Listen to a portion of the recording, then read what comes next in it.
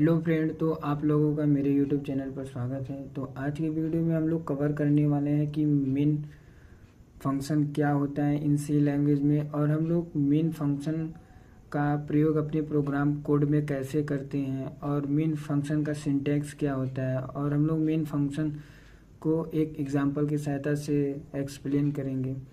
तो चलिए, सबसे पहले हम लोग क्या करते हैं कि डिफिनीशन देख लेते हैं कि मेन फंक्शन होता क्या है। The main function is the entry point of a C program. It is a user defined where the execution of a program start.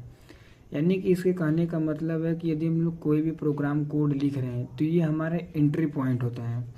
ठीक है, जो हमारा ये मेन फंक्शन होता है, ये हमारा किसी भी प्रोग्राम को लिख रहे हैं तो ये हमारा एंट्री पॉइंट होता है, जो कि जो हमारा मेन फंक्शन होता है वो यूज़र द्वारा डिफाइंड होता है। यानी कि यूज़र हो गया या डेवलपर हो गए या जो प्रोग्राम कोड लिख रहा है वो उसके द्वारा बनाया गया होता है यह फंक्शन, जो कि प्रोग्राम को एग्जीक्यूशन करता है या प्रोग्राम को स्टार्ट करता है। और फिर प्रोग्राम स्टार्ट यानी कि हम लोग प्रोग्राम को कोड किए में लिखे या प्रोग्राम कोड में मेन फंक्शन का इस्तेमाल किया, तो जो हमारा प्रोग्राम कोड हो वो स्टार्ट हो जाता है एग्जीक्यूशन के लिए, आउटपुट के लिए। तो every C program must contain and its return value typically indicate the success या failure of program in this write a syntax of function.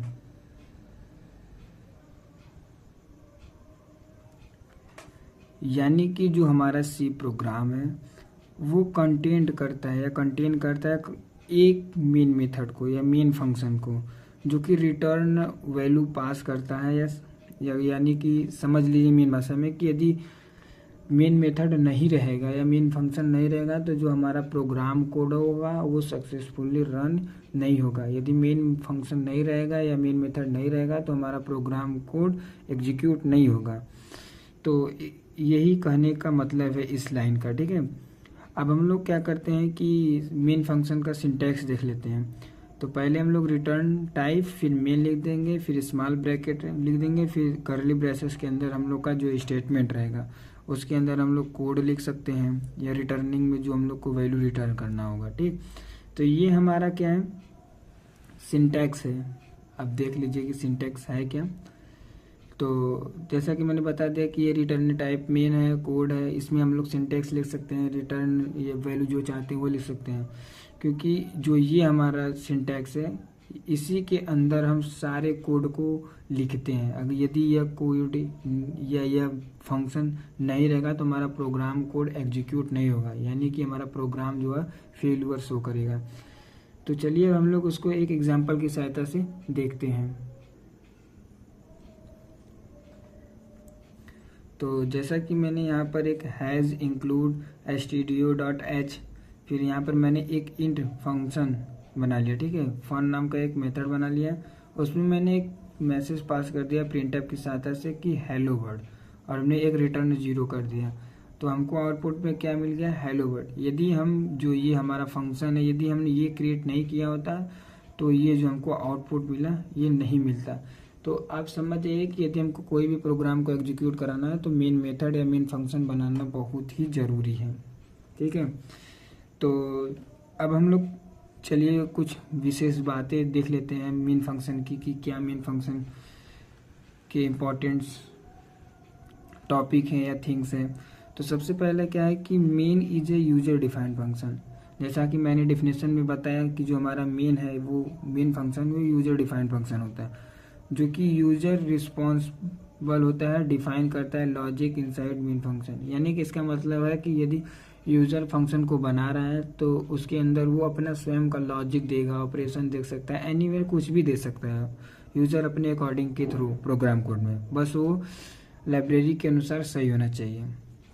अब सेकेंड टॉपिक में क्या है कि the execution of program always start and and with main function. ये भी अच्छा topic है, यानी कि यदि प्रोग्राम कोड जो लिख रहे हैं तो मेन फंक्शन के अंदर ही हमारा प्रोग्राम कोड स्टार्ट होता है और एंड भी होता है। कारण always start and and with main function के साथ। अब each and every programme has at least one function which is main function. ये भी सही है। इसका कहने का मतलब है कि जो हमारा प्रोग्राम है वो कम से कम एक फंक्शन रखेगा, जिसे हम लोग कहते हैं मेन फंक्शन।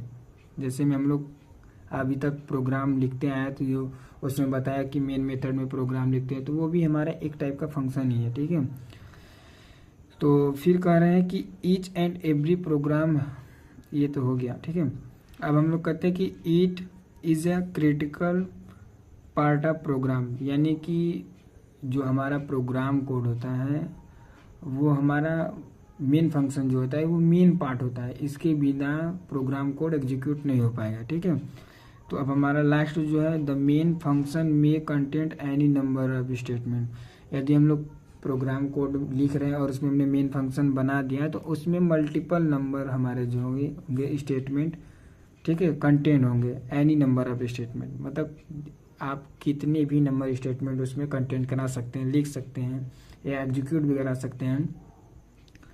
तो अब हम लोग नेक्स्ट वीडियो में कवर करने वाले हैं कि एक्चुअल पैरामीटर क्या होता है, फॉर्मल पैरामीटर क्या होता है और इसका डिफिनेशन क्या है, और एक एग्जांपल के साथ आपको इसको एक्सप्लेन करेंगे। तो यदि भी इस वीडियो में कोई भी डाउट हो तो आप कमेंट करें, जिससे मैं आपको सोल्यूशन प्रोवाइड करा सकूं। यदि वीडियो अच्छी लगी हो तो चैनल को लाइक एंड सब्सक्राइब जरूर करें। यदि आप चैनल पर नए हैं तो चैनल को सब्सक्राइब एंड वीडियो को अत्यधिक मात्रा में शेयर करें। धन्यवाद।